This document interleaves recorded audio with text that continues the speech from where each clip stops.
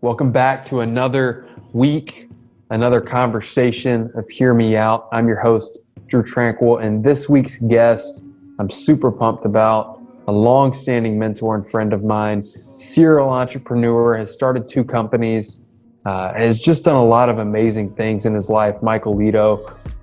And I'm super pumped to hear his perspective, to hear his insight, and just chop it up a little bit through genuine, raw conversation. I think that's what we need more of. I'm a huge believer that engagement empowers empathy.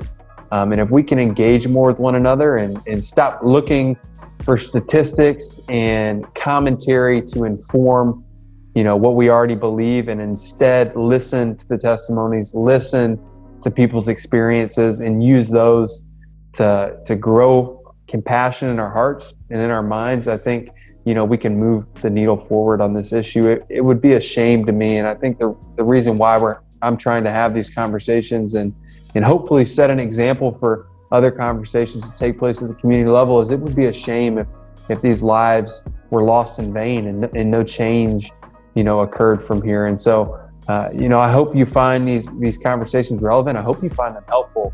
And I hope you're excited for another week of Hear Me Out. So enjoy, guys. God bless you. Welcome back, everybody, to another episode of Hear Me Out, where we have relevant and meaningful conversations. And I'm so excited for today because I'm joined by founder and CEO of Rise Sports Advisors, but more importantly, just an incredible friend and a longstanding mentor of mine, Michael Ledo. Mike, thank you so much for coming on and chopping it up a little bit. No, thanks for having me, Drew. This is amazing that you're using your platform and your gift of communication to have these conversations. So there's nobody else I would rather have this kind of discussion with than you. Well, I appreciate that. I feel like we're really in unprecedented times. I mean, I've never experienced anything like this. And I think why we're seeing potentially such an awakening is, racist people, they exist in the world.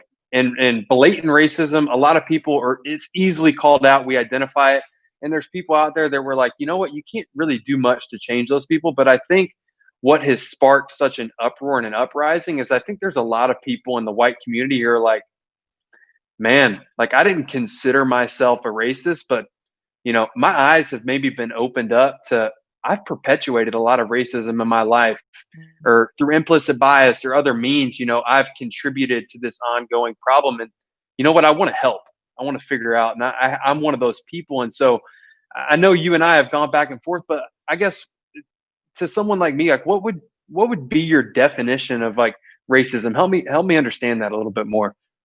Yeah, I like what you said earlier when you talk about there's kind of not one's better than the other or more worse, but there's levels to racism. And when you get down to the root of it, the origin of it, we see the police brutality, or we see what happened to George Floyd, or we see the images or the videos of slavery, with people getting killed and whipped and all those different things. But really, the thing that with racism, it's a mental thing.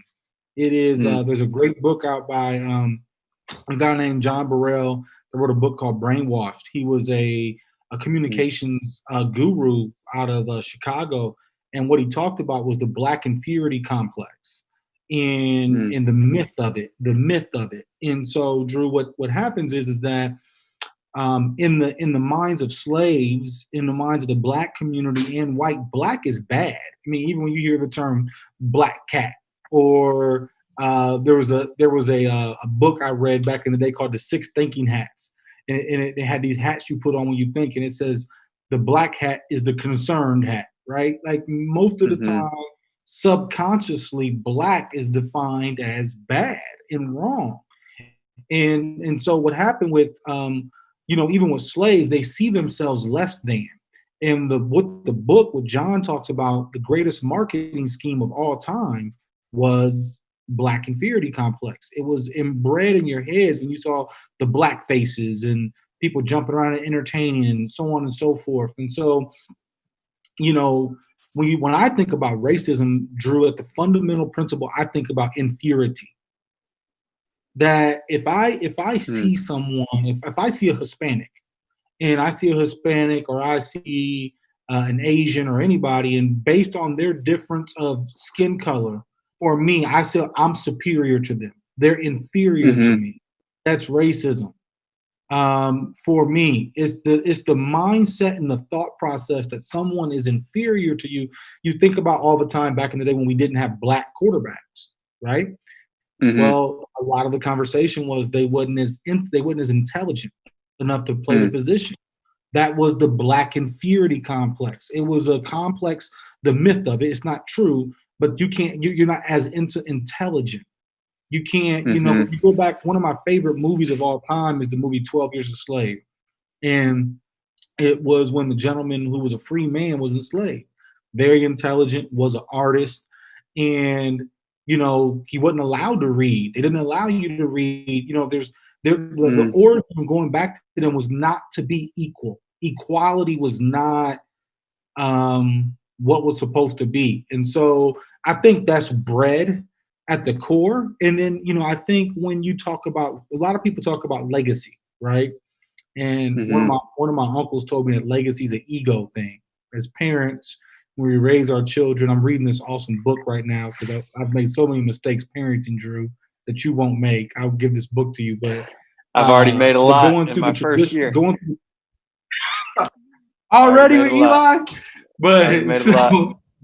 so no, that's how you learn, brother. That's how you learn. So, but for me, man, the experience of um, just basically going through it and understanding the inferiority complex, basically, Drew. So Mm. that's how I would look at it, is that it's an inferiority complex. And so if any of us, and I think sometimes we have a hard time being real with ourselves. Yeah. Um, and we get so caught up in I'm gonna be real with you too here now. When we're religious and we're Christians or we're Muslims or we're whatever, it's almost like Yeah. we put on this persona of I can't admit Mm-hmm. how I feel. One night I was in my house watching this video of uh, this conscious brother, is what we would say, kind of awakening, aware of things. And so he was doing this video and he had a black a wife beater on, what we call him, and he had this black hat on, and he looked hood, is what people would say. Like he was a hood brother. And Mm. he was very knowledgeable, very intelligent, very smart. And I'm watching this video in my living room by myself. And he got to this part where he said that when you grow up in the school systems, whenever you Mm-hmm. go to like a honors course or a pre-calc course or an AP course, you never Mm-hmm. have a black teacher. It's a white Mm. teacher. And he was saying that it was a preconditioning, that that you can't believe that you can get something of that higher of knowledge from a black person, right? Mm. And as I was listening to this guy, I had a feeling inside of me as a black man where I felt that was me, that I felt that way before, preconditioned. Like Mm. I went to white Catholic schools, majority white, and so I didn't know no different. That's how I was raised. I was conditioned. I never had a Mm. black teacher, and so even for me, preconditioned to look at someone like him as a black man and hear him say that, I had to be real with myself that I felt some kind of way. And I identified that something was wrong inside of me. So I tried, obviously I work on that and correct it. That it's an interesting idea because you talk about like inferiority. I really believe, like you said, it's a socially constructed thing. Like, you mentioned like education in school and not seeing, diversity in terms of who's up front teaching the room. I guess if these have been patterned ways of thinking for so long, I guess what are ways we can deconstruct? Like, what are the ways in which, like, you know, me as a white person, my white brothers and sisters, even potentially black brothers and sisters who have been conditioned to think that they're less than because they don't see people in positions of power. They don't see that person in front of the room. And I had a discussion with Jalen. We were talking about education, like believing that I can understand the stock market. I can understand financial documents, and you're doing that with athletes right now. You're working You've worked with me in the past. You're working with other athletes and doing that. What are ways, in your opinion, ways we can like unpattern those ways of thinking? Yeah. So I think you have to go to other sources of information. You have to seek truth. So what I'm saying is that if I was raised and I was conditioned a certain way based on information that was provided to me, right? I mean, you right now, you've probably been given a good foundation in your life and you've learned about finances and different things, but then you're going through it, you're educating yourself. You're getting Mm-hmm. information from different mentors, advisors that you can apply to looking at something that's maybe different than what you were taught originally. And so if you only go back, we call it cognitive dissonance. If you only go back to the same source that's taught you something that was probably the stuff that's gotten you where you're at, you got to look at other sources. You can't be afraid of that. And so I think, for any of us, if we're trying to, that's where I got to.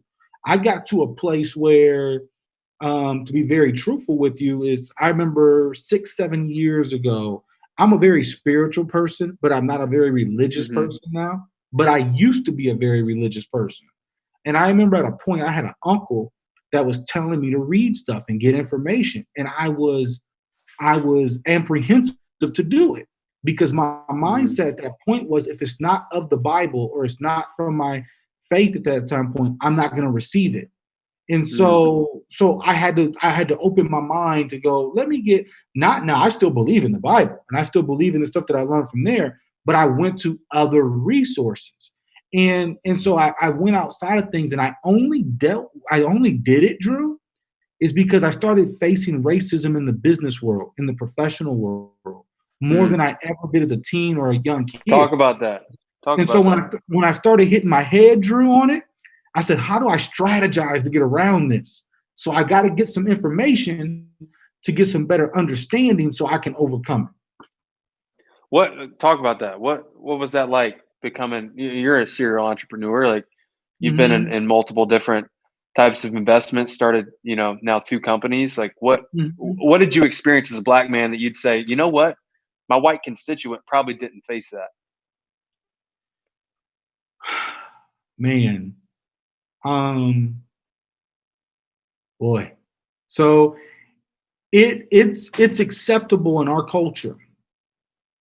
It is now. Even back in the day, it wasn't. I remember when I was a kid growing up with Deion Sanders, and he was flamboyant. They didn't like that at first. Now it's a little bit more acceptable. You and your teammates are celebrating Yeah. and doing different things, and you even went through a situation in college where you were judged by people for tearing your ACL when you were celebrating, Yeah. because some people were still conditioned mentally. Again, we're talking about these conditions mentally that they were judging you based on perspectives in the 1970s on he shouldn't have been doing that in the first place. It's just those old conditioning. Mm-hmm. So anyway, for me, Drew, it's acceptable for an athlete to be confident and flamboyant when they're an athlete, when Mm-hmm. they are an entertainer. But it is not as acceptable when you have a black person who's confident in the boardroom or in the negotiation room or in a platform on business, because some people view that, again, in that space, I'm inferior. So if I come in with a sport coat, I've been in situations, man, where I've been in a board meeting and with a good person, someone I consider to be a friend. And this is that social construct. And Mm-hmm.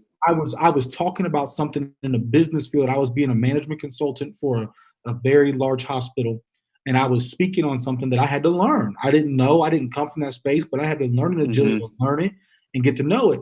And so I was in the meeting. The guy said, "Dang, Michael, you sound like you know what you're talking about." Mm-hmm. To me, that was a very racist comment. And I kind of responded sarcastically, like, "Well, you got to make it till you fake it. I mean, fake it till you make it." Because there's this expectation of how does he, how he sounds like he's know what he's talking about in this room, and I'm out of position. So sometimes Mm-hmm. as a black man, you're damned if you do, you're damned if you don't. If I come in and Mm-hmm. I'm looking like a dude from the hood, I'm doing whatever, I'm hood. Now if I'm in the boardroom and I'm talking too smart, now I'm out of line. I'm not in my Mm-hmm. position. One of the first companies I started, or the first company I started, I went through some stuff where um, there was local community coaches. And when I was doing an athletic development company, I would ask people like, "What's the problem? Like, what's the problem? What's wrong? Like, why are people so angry? Why are they mad?" And someone told me, Drew, because you didn't go ask them for their permission. Mm. He said you didn't go ask for their permission. So essentially, as a freestanding entrepreneur, free enterprise, I went and did something, but didn't go. They expected my permission. But then counterparts, my white counterparts come into the community and do the same thing I did before and are welcomed. What's the difference, from those standpoints? And so Yeah. when you go into things, how many of your white counterparts in the NFL have black agents? Yeah. How Not many half of them, yeah. how many white players, how many black players have white agents? A lot. A lot. Yeah. So these are the uncomfortable things we don't want to talk about. These things, it's uncomfortable. It's uncomfortable to say that, I may not believe that do I really want to go have that black surgeon do my surgery? I mean, it's a social construct. It don't make you an evil person. It don't make you a bad person, but it's having an awakening. You said in the beginning, an awakening to an understanding of these things. And for me, in business, I experienced it when I back when I did the athletic development company. We work with black, white, I mean, whoever. We had a lot of people. I remember one time we did a camp and we had this little kid who fell in love with me when I was coaching, and his dad came to sign him up. And I was sitting in the back room with his dad and a coworker, and the guy said, "Hey, where are all the black people? Why aren't your black people supporting you?" He was really uncomfortable with the fact that his son was gravitating to a black man for advice or guidance. So again, in the professional world, you play in the NFL, right? How much of the league is black? 70%, something like that, whatever. Yeah. You play for one of the only black coaches. Yep. GMs, the mathematics don't work. It doesn't make sense fundamentally. And so there is systemic racism. We don't see people getting beat anymore, or, well, I mean, a little bit, only when it's from a standpoint of police, because they're in a position of authority. I used to hear people say of police, protect and serve. Protect and serve. But now what we're hearing is law and order. And to a black person, when you hear someone saying law and order, we think of slavery. When we hear law and order, those are code words. So some people can't see that stuff. But the law and order is a code word for us, that code word of stay in line, stay in order, stay in your place. I'd rather hear my people say protect and serve.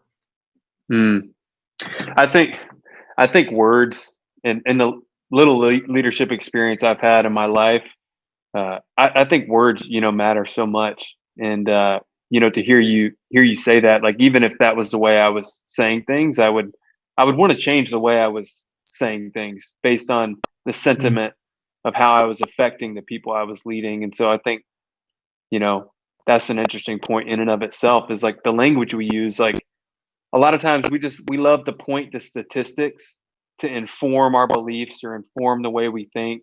Or, we're going seeking for information to back our view instead of letting the material inform our thinking. I mean, the number of times I've tried to have conversations with some of my peers and friends during these times, and they've, pushed back with statistics or, other people that have said things and said, "Well, what about this? What do you think about this?" And I'm like, at the end of the day, there's a lot of people saying, "I'm tired. I'm tired. I'm frustrated. I need help." And why are we ignoring the testimonies? Like, testimonies are so powerful. And like, why are we ignoring those testimonies at the expense of just trying to inform our own mindset or way of thinking? And so, I've really appreciated, the chat today, man. I think you've incited us with a ton of amazing things just in the inferiority complex and just the implicit ways in which we think and we process things. I think there's so much room to grow, and I think the purpose of this, right, is just to show, like, you don't have to be talking to somebody famous. You don't have to go, Yeah. engage on Twitter or Instagram, and like, you can have these conversations with friends. Like you and I, you've been a friend, a mentor of mine, Yeah. my entire life. And, you know, just having conversations like these, I'm walking away, more educated, and I'm walking away with another testimony in my pocket of, here's how somebody's experienced life, and it's different than the way I've experienced it. Yeah, it is. Drew, I'm so thankful for you because I learned from you. I learned from your demonstration as a man, as a father, as an entrepreneur, and even when you were younger, because you have that curiosity to learn, and you have this because you were raised by such a good family, is that you have this moral fiber of just doing what's right, and Mm, a lot of the time when you talk about talking to your friends and different people, what I've learned in my experience is I have a group of friends that I'm very close with that a couple of them are Muslims, some are Christians like myself, some are, I don't know what they are, right? But whatever yeah. it may be faith wise, what they're associated with, but they're good people. And we just love each other. We accept each other. We learn from each other. We hold each other accountable, and we're not caught up in labels. One of my mentors, one of my uncles, my mentor, he says, he never tells anybody what he does for a profession. He never tells anybody his religion because people want those things to label people. It's all about classism. It's about putting someone in a class based on, oh, what tax bracket are you in? What religion are you in? What so that you can accept. Why can't people just connect without the labels? Why Mm, can't we just let the energy vibe with us? And so what happens is people, our ego, our ego is a self-image of that we create of ourselves, and we want to protect that at all costs. And so mm-hmm, what happens is that when if I identify with Republican or Democrat, mm-hmm, what I'm going to do is find facts and numbers, as you described earlier, to protect the Democrats, to protect the Republicans. And I'm not even listening because what happened is I've identified me as an individual with the Republican. And so if you go against it, you're going against Michael. And so what happens mm. is when you're having that conversation, I'm no longer protecting the discussion, I'm protecting me. And when you talk to Come on. people, you can identify that they're no longer listening because it's no longer about what we're talking about. It's about me protecting what I was raised on and my beliefs, or what my mom and dad taught me, or what the Republican people told me. It's not about, okay, I can adjust because this is what's morally right. And so you have people that are focused on self-preservation. Hmm. They're focused on self-preservation. They're in fear. No different than when Drew Tranquil walked in that locker room last year and those vets saw you coming in and doing special teams. There's self-preservation. They could embrace you, teach you, accept you for the greater good of the team, or they could negatively hate against you because they didn't want you to take that job. And I Hmm. think that's a lot of what the classism is. And that Hmm. is unfortunately what a lot of black men face. People talk about white supremacists and where are they at during these protests and all this stuff. I tell people you don't see them because they got sport coats on. Hmm. They're not out there holding things and doing, they're in the boardroom making the decisions. There's Hmm. been an elevation. It's in a different form, it's in a different strategy. And so, man, those are just the truths. And I'm just humbled. I'm humbled that you give me the opportunity to share a little bit of my experience. I don't think that everything I say is truth. Hmm. I don't try to side on the. I live by a principle of not trying to be right or wrong. I just try to be effective, and Mm-hmm. whatever's effective, I lean towards. So, man, um, I'm just inspired by you. I'm inspired by you taking the courage to do this as a white brother that cares about people that came from the South in Nashville and when your mama took you out there and you played football and said, where are all the black boys at when you or no, when you was came to Fort Wayne from Nashville, and it said, Mm-hmm. where's our, so you have a different upbringing. So what you have to understand is you're going to have a different lens than some of your peers because you came from a home and a background that was different. So you're not battling some of the same preconditions. Yeah. So you got to have I grace. actually have off that, I actually have another question, if you don't mind staying on for a couple more minutes. But like, when you, as a black man, see myself, my white brothers and sisters saying, "Hey, I want to learn more. I want to like help, like teach me." Like, is there any sort of like frustration of like, where you been? Like, where No, you been? no, not for me. Nope. Because I have a very good friend of mine that me and you both know very well, and he's a white friend of mine, and he's an advisor of mine. He's taught me a lot about private equity, and he's my friend. And Hmm. and I've gave him some movies to watch, and he's watching them, and he's hit me up, and he genuinely, cares. It's just from a genuine place. But he didn't know what he didn't know. You Yeah. know, last year we were out on a business trip, and he was like, "Mike, you wouldn't vote for 45?" I looked at him like, no. And he was like, Hmm. "Why?" And we're talking, we're communicating, so on and so forth. And now this guy has a different soul. He's just trying to understand. He's trying because how can I get mad at him? He was never taught. He was never taught any of this stuff to understand their, you don't understand what white privilege is when you walk in the house and the lights turn on. You don't know how the lights turn on, but they turn on. You don't know Hmm. about your privilege. My kids are black and they're privileged. They don't have white privilege. They got black privilege from me based on being an entrepreneur, business person, whatever. Instead of the standard white home is $170,000 a year. The black home is $17,000 a year, the Yeah. average. So you don't know the privilege. So I would just say, man, it's having real conversation, and it's not Drew Tranquil identifying because a white officer or some white supremacist in a suit somewhere is doing something that because you're white, it's you. You can't Yeah. identify with that. And if you have that feeling, you have to get rid of that because that's not your spirit and your soul. Your Mm-hmm. form and your outer being is a white man, but that's not your soul. Hmm.